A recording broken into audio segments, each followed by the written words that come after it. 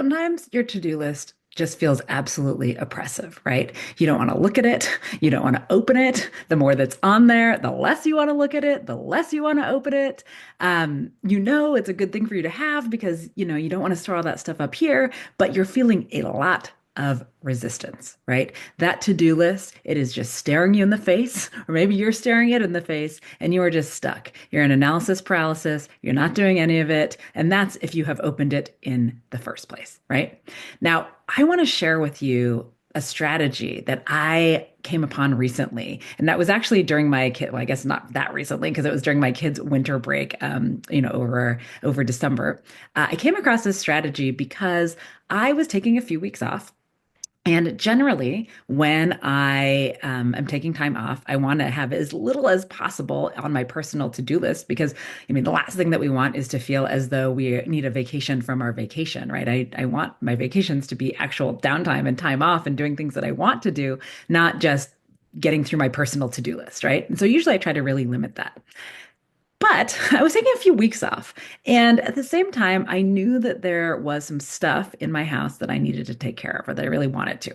Um, Specifically, it was decluttering. And there were a few areas of my house that really needed some decluttering. If you are alive, you know that stuff just kind of comes into your house. Somehow it gets there, especially if you have kids, like stuff just happens and I don't even know. It's like doesn't feel like I've even bought this stuff, but it's there. And I bet if you're like a lot of my clients, because we've talked about this a lot, you have had this experience as well, where just stuff piles up and then you need to get rid of it. And so I was feeling like, I need to really declutter, but I also don't want to put this on my to-do list because I don't want to show up every day of my vacation and look at a to-do list and be like, I don't really want to do that thing. I didn't want to have that situation where I was kind of conflating aspiration, getting this stuff done, it would be great, with the true obligation, like things I really have to do, like paying the bills, right?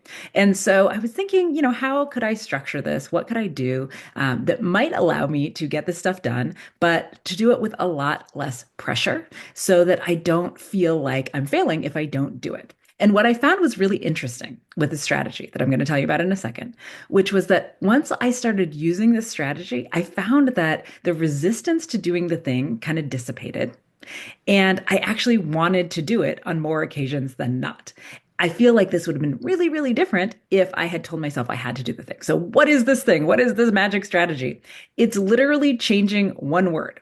So, it's not your to do list, it's your could do list. So, I literally put in my task system, I put could do, and then I put a few things that I could do. It was, decluttering the pantry and decluttering one of my kids' rooms and decluttering the garage. There were a few things there that I wanted to declutter, just spaces in my house. I put could do. And what that meant was that I got to make a choice. Every day, if I see that, I could do it if I wanted to, but I didn't have to. I wasn't telling myself I had to. I wasn't giving myself a timeline for doing it. I was essentially saying I could do it. And what I found is that over the course of these few weeks, there were many days when I woke up and I absolutely did not want to do that. What I wanted to do instead was to watch the Great British Bake Off while crocheting, or to go spend some time at the pottery studio, or to hang out with my kids, or whatever, right? But there were also a surprising number of days when I got up and I thought, you know what I want to do today? I would love to declutter my pantry. And you might be saying, that's ridiculous. But seriously, I woke up and I said, that's what I want to do this morning. That would make me feel good. I would love to do that this morning. And so I did. By the end of the winter break, when I was going back to work, not everything was decluttered, but a significant portion was like maybe 80% of the things that I put on that could do list were done. And I just know that if I had put those on a to-do list, I would have felt so much more resistance towards that. And 80% of it done, which is great, by the way, I probably would have felt like I failed, right? I probably would have thought, well, I didn't get 100% of it done, and so I failed. So I want you to try this strategy. If you are resisting something, now, especially things that don't actually have to be done, like what's the consequence of not decluttering my pantry? I mean, I can't find stuff as easily, right? It's not like I'm missing a work deadline. But for these things where they are things that you want to do, but they're not things you have to do. But you still kind of feel bad because they're personal projects. You want to get them done. Maybe it's cleaning out your closet or whatever. Um, try this could do strategy. Just swap it in your, like not only swap it in your mind, but actually in your task list or wherever you keep track of things.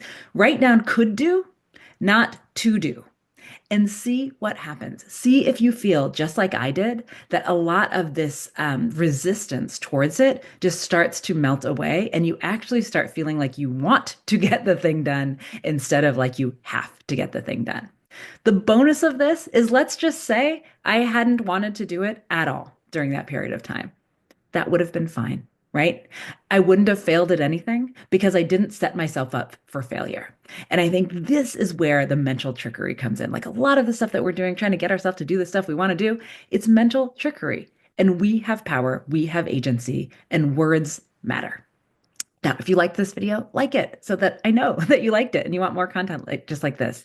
And if you would like to keep getting me in your feed, then please go ahead and subscribe so that you will get me in your feed every single week. Until next week. Hey, video editor here. Exactly like she said, make sure to subscribe because only about 20% of the people that watch our videos are subscribed. So it would just help the channel out a lot. Thank you for your time.